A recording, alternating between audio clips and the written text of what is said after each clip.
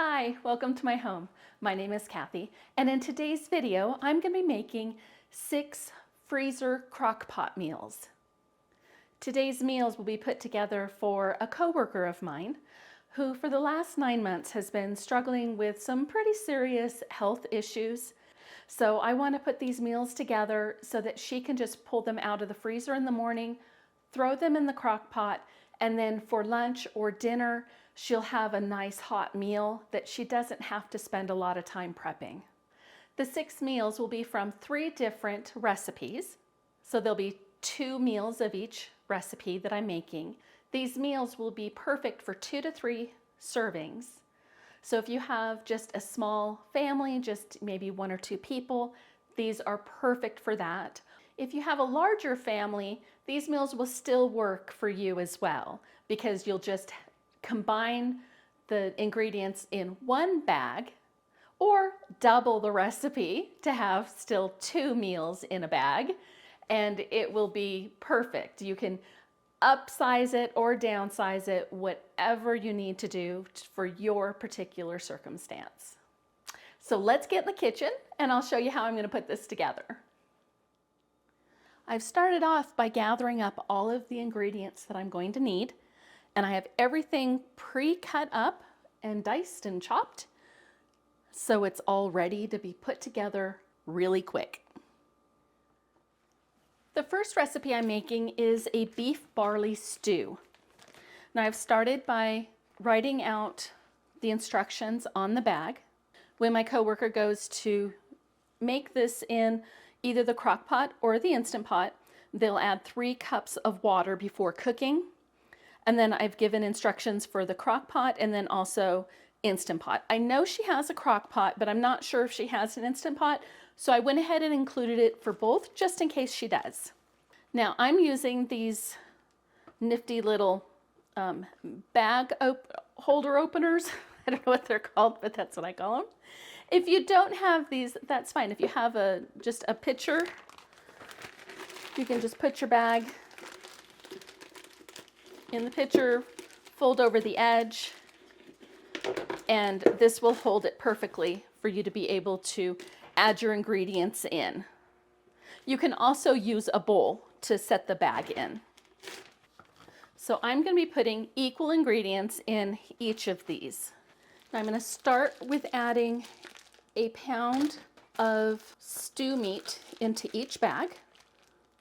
When I made this recipe last week, I believe, I didn't thaw out the meat first. I just put it in a big chunk and let it cook, and then I separated it when it was almost done cooking. But I don't want my coworker to have to mess with that, so I'll go ahead and break it up so that it's broken up in the meal. Now I'm going to wash my hands, get a fresh pair of gloves on, and then I'll come back and assemble the rest. Now in these bags, I used stew meat, but you could also use a boneless beef chuck shoulder roast that's been trimmed up, and you can either just add it in, so it would be about a pound each. You can add it in and break it up at the end, or you can pre-cut it up like I'm using. Now to this, I'm going to add about a 1/4 pound of carrots to each bag. So that's about approximately 2 carrots each. So in this bowl here, I cut up 5 carrots just because my carrots were a little bit small, and I'm just going to split this between the 2 bags. Your measurements do not need to be exact, and you can add more or less of any of these ingredients. So whatever your flavor, taste, whatever, you can add more, you can leave it out, you can add different things. It's all up to you. Now next, I'm going to add about a 1/2 cup of onion to each bag.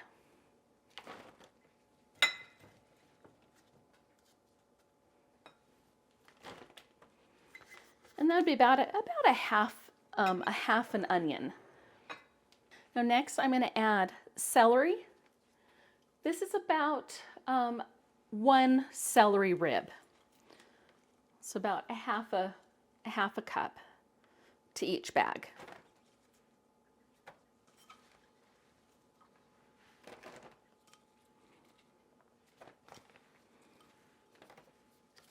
Next, I'm going to add the seasonings. I'm going to add a teaspoon of thyme to each bag.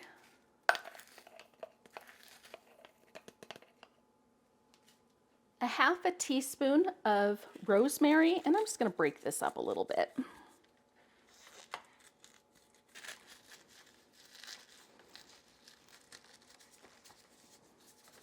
And add 1 bay leaf to each bag. About a 1/4 teaspoon of salt. About a 1/4 teaspoon of black pepper. And add about a tablespoon of Worcestershire sauce to each one. I'm just going to eyeball it. A 1/4 cup of pearl barley.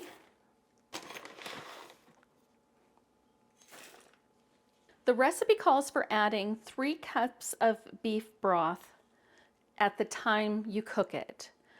Because I don't want my coworker to have to worry about, having beef broth on hand or making the beef broth, I'm going to put in 3 teaspoons of beef base into each bag.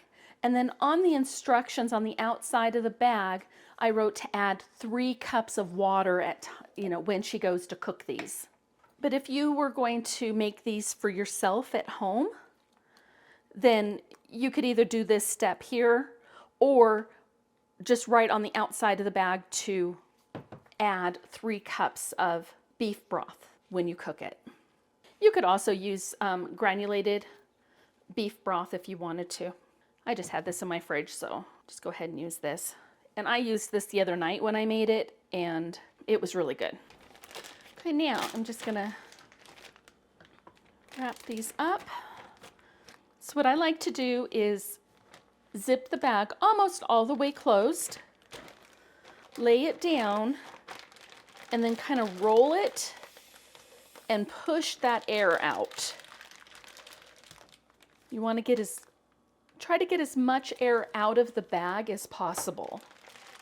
You can either freeze them flat in your freezer, or you can leave it with everything at the bottom and just kind of roll it. And then you just have like you'll have a frozen tube. Either way works fine. Just all depends on what kind of freezer space you have. So for these, I'm gonna lay them flat just because I'm not sure how much freezer space she has.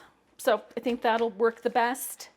Now for the beef barley stew, when it comes time to cook these, you would just put the whole thing in to your crock pot or your Instant Pot frozen, and you would add your 3 cups of water or your 3 cups of beef broth if you didn't already add the beef base in your stew. For crock pot, you would cook on high for 5 to 7 hours or on low for 10 to 12 hours. Now, if you were to take this out of the freezer and let it thaw before you cook it, you could cut those times down. I would say probably, 3 to 4 hours on high and possibly 5 to 7 hours or 7 to 8 hours on low would probably do it for the crock pot. Then for the Instant Pot, you're going to pressure cook for 30 minutes and then let it natural release. 2 down, 4 to go. Next, I'm going to be making a 3-bean chili. Now I've started off with labeling my bags. I have what it is, the number of servings, and then the instructions. And for this, I'm going to be adding a 1/2 pound of hamburger, it's lean hamburger, to each bag. Now the hamburger is an optional ingredient, so you can make this without the meat. You can also add the meat raw. You don't have to pre-cook it. I went ahead and pre-cooked it just so that My coworker doesn't have to worry about trying to break up the meat at the end of the cooking time. I want to make it as simple as possible. And honestly, I think if I was making this for my own freezer, I'd probably pre-cook the meat also, just to make it simpler. I didn't cook the meat all the way through. It's just lightly cooked, just enough to have it keep that broken apart consistency. It was a little bit pink still when I turned off the stove, and I did let the meat cool completely before putting it in the bags. Now to this, I'm going to add a can of kidney beans to each bag. These beans have been rinsed, drained and rinsed. The recipe calls for light kidney beans. I didn't have any light kidney beans, so I'm using dark kidney beans. It will be just fine. 1 can of pinto beans, again, drained and rinsed. I didn't have any commercial canned pinto beans. All I had was my home canned pinto beans. So that's what I'm using today. And the same for the black beans. All I had was home canned. So I drained them and rinsed them. And I'll just add half of the jar to each bag. Now the recipe called for a 28-ounce can of tomato sauce to be split between the 2 bags. I didn't have a large can of tomato sauce. I had these cans. I think they're 15 ounces each. So that's going to be fine. I'm just going to put 1 can in each bag. Now next I'm going to add a can of diced tomatoes, undrained, and I will be splitting this can of tomatoes. This is a 14.5 ounce can, or 411 grams. I'm going to split this between the 2 bags. It's about a half a can each. Now I'm going to add a half a teaspoon of minced garlic. It's just pre-minced garlic in a jar. Makes it nice and easy. I'm going to add a tablespoon of brown sugar to each bag. Next, I'm going to add a half a tablespoon of chili powder, a teaspoon of ground cumin,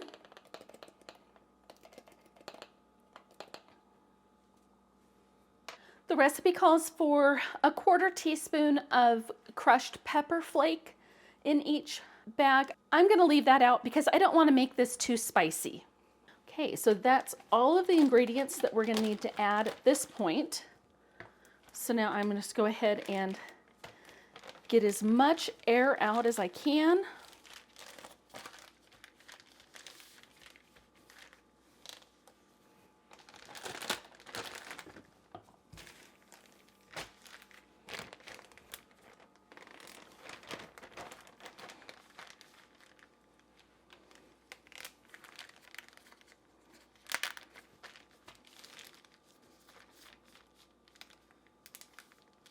Now when it's time to cook this, you'd add a half a cup of water.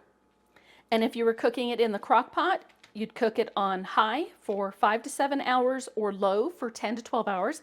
And that's if you're cooking it from frozen. If you were doing this in the Instant Pot, you would pressure cook it.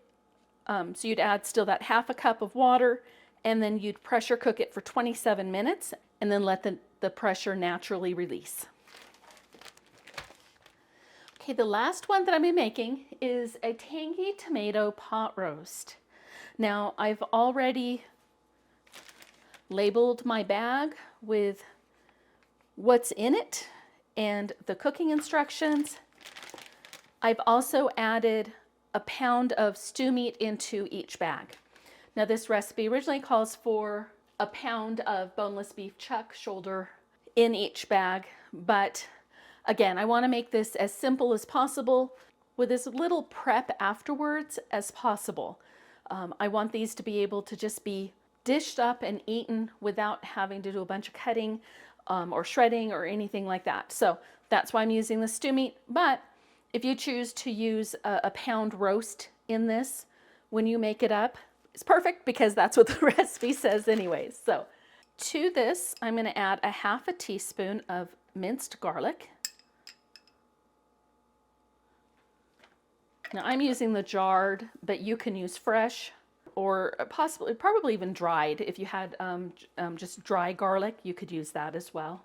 I have one 14.5-ounce can of fire roasted diced tomatoes. I'm just going to split that between the two bags. Going to add a half a teaspoon of tomato paste.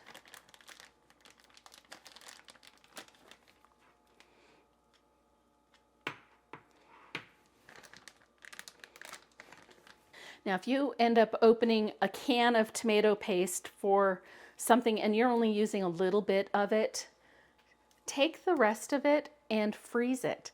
You can take an ice tray, put some plastic wrap over it, and then measure out the tomato paste into each of the holes, into each of the different little compartments, freeze it. And then once it's frozen, you can, then just lift the plastic out, put your frozen tomato paste in the freezer, in a freezer bag, and then it'll be ready for you to use in future recipes. So that's just a little tip for saving you some money and time, so you're not throwing out the rest of the can of tomato paste. Now to each bag, I'm going to add 1 teaspoon of balsamic vinegar,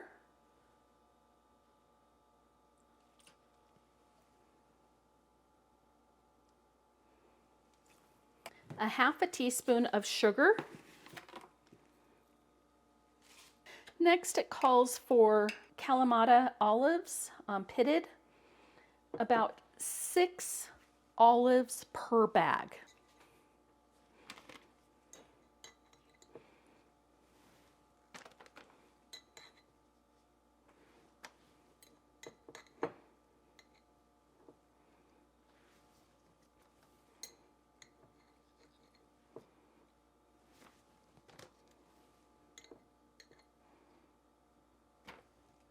Now those olives will give it a nice tangy flavor.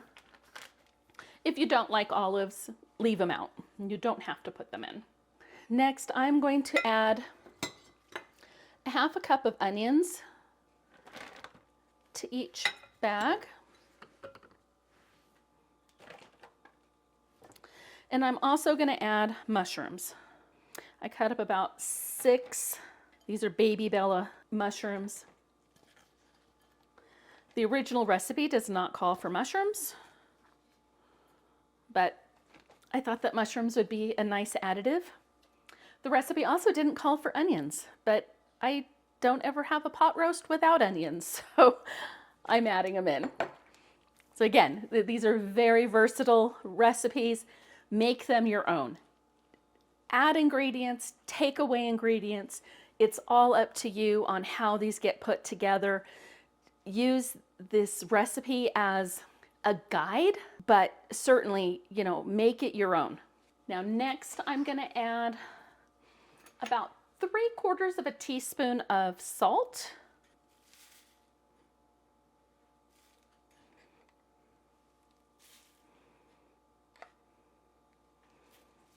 I'm also going to add some black pepper, about 1/4 teaspoon in each.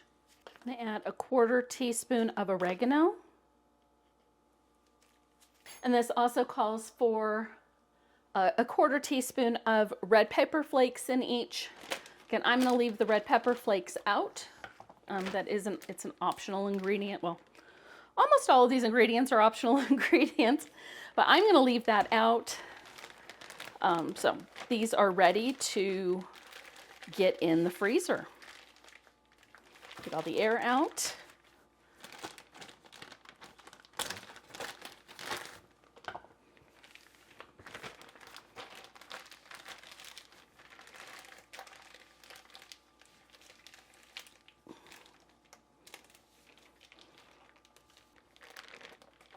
Now when it's time to cook these up, just put your frozen meal in your crock pot and cook it on high for 5 to 7 hours or on low for 10 to 12 hours. If you're cooking these in the Instant Pot, you would saute your frozen meal for about 5 minutes to release some of the liquid. Then you'd flip it over, add a half a cup of water, and then pressure cook for 60 minutes and pressure release using the natural release. Well, I hope you liked today's video. If you did, please be sure to give this video a thumbs up. And if you're not already subscribed to my channel, please consider subscribing. And until next time, I hope you have an amazing day, and we'll see you on the next video. Bye now.